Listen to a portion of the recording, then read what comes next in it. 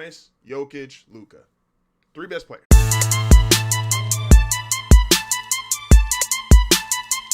Good morning. Welcome to another episode of HardFoul Radio. Appreciate you for tuning in today. This is the show that values time. I value mine. You should value yours. So let's get started. So something that I think we have to start acknowledging, and this has been a conversation the last couple weeks, and it's the rise of European basketball players at the highest end of the NBA level.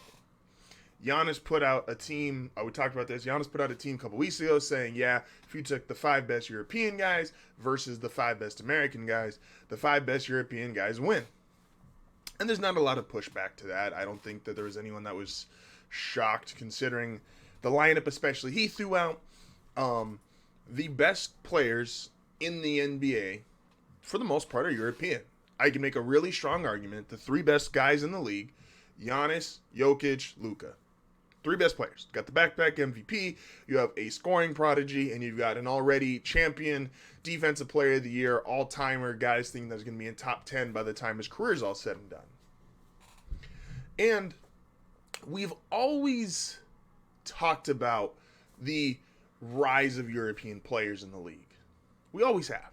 Like, this has been a constant conversation, especially if you're my age. This has been a constant conversation for the last 15 to 20 years. You had moments or flashes of it between like a Tony Parker or a Ginobili, and you started to see more and more guys coming over. You ever talked about something and it sounds great, but then when it's actually put into practice, it's not as great as we thought? Give you an example. The chips on our debit cards.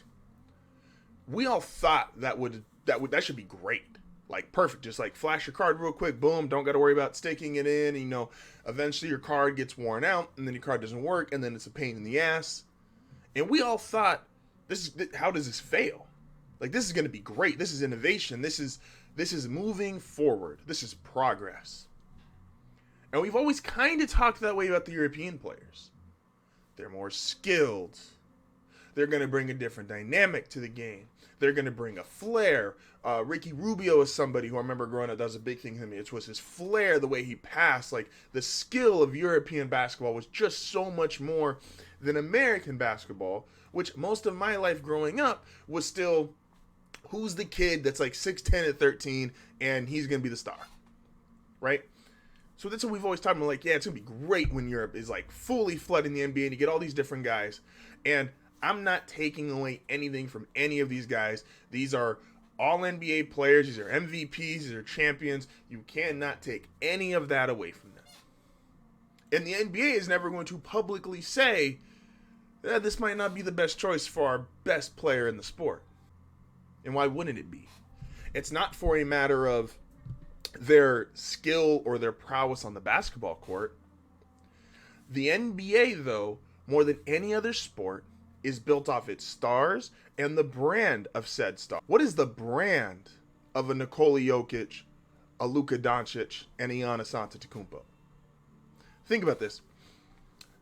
The brands of NBA stars: Magic, Bird, Flashy LA, Hard-Nosed Boston, Isaiah Thomas, Detroit, Gritty, Tough, Motor City, Michael Jordan, Flair, Professional, the shoes, Air Jordan, Shaq, Bigger Than Life, Kobe, LeBron, these megastars, child prodigies, the LA Glow, the king that was promised. These are brands and noteworthy personalities that are still good to this day. Shaq is in every other commercial you see on television. And what do they all focus on? How big he is. Shaq's bigger than life. Kobe, rest in peace. You saw his impact.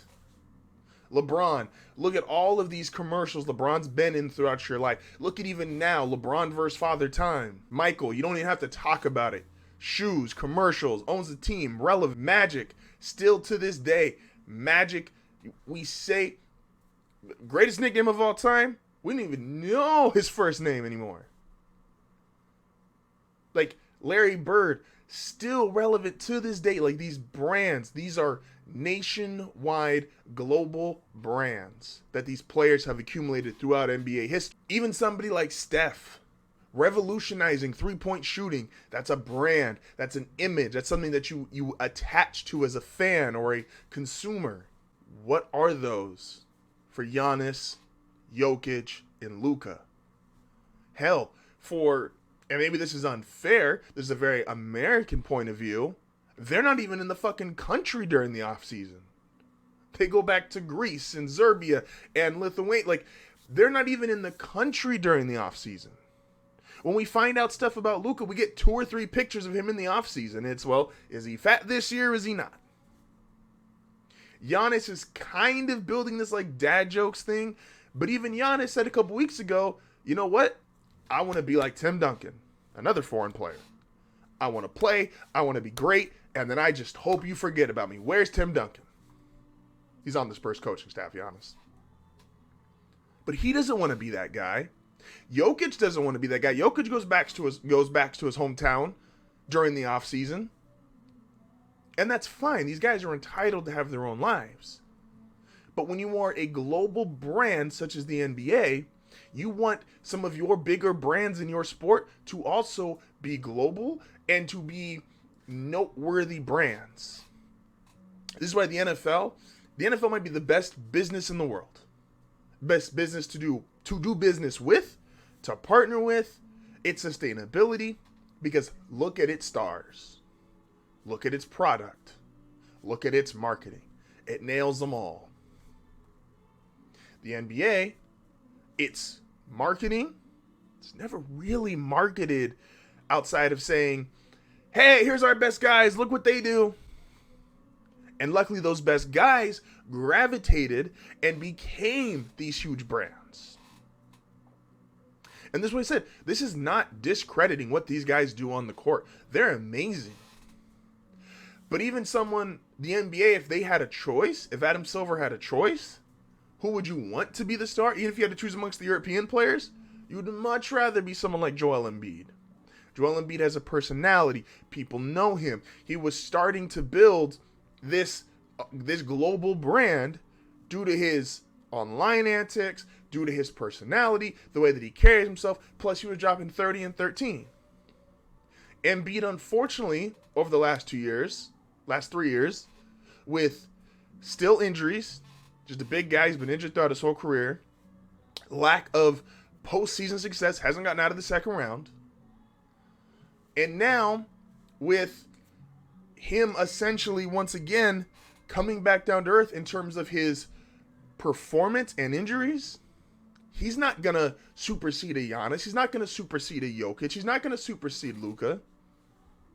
But he's got the personality to do so. These other guys, they're not the brands that the NBA has always been able to push forward, or the kind of players they've been able to push forward and get these global results out of. There is no Magic, Bird, Michael, LeBron. Like, they don't exist amongst this core group of European players who are arguably the best in the sport.